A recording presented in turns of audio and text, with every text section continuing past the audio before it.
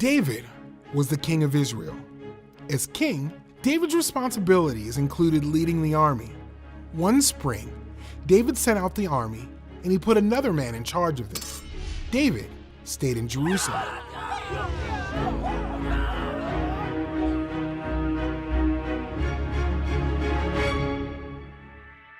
One evening, David looked out from the roof of his palace and saw a beautiful woman named Bathsheba.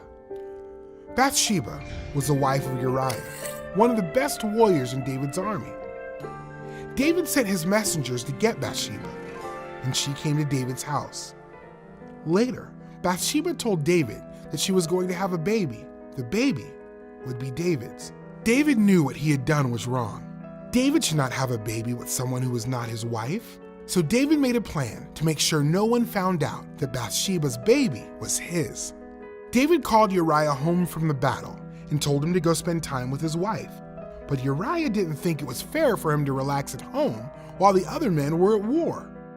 He slept on David's doorstep and refused to see his wife. David's plan was not working, so he made up another plan. This time, he instructed Joab, who was leading the army, to send Uriah into the hardest part of the battle so he would be killed. So Joab sent Uriah to the most dangerous part of the battle, and Uriah was killed. David took Bathsheba into his house to be his wife, and she had a baby boy. God knew what David had done, and he was not happy with David. God sent Nathan the prophet to talk to David. Nathan told David a story about a rich man who had many animals. Whenever a traveler came, the rich man did not offer his own animal. Instead, he took a poor man's lamb, the only lamb he had, and gave it to the traveler to eat. David was angry. The rich man should die, he said. You are the man, Nathan said. God had given David a position of great power, but David killed Uriah to take his wife. David realized he had sinned against God. David deserved to die. You won't die for this, Nathan assured David. But God will punish you. Your son will die instead.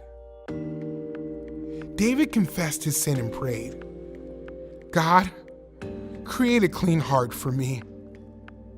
David realized he could try to please God with sacrifices, but that wouldn't be enough to pay for his sin.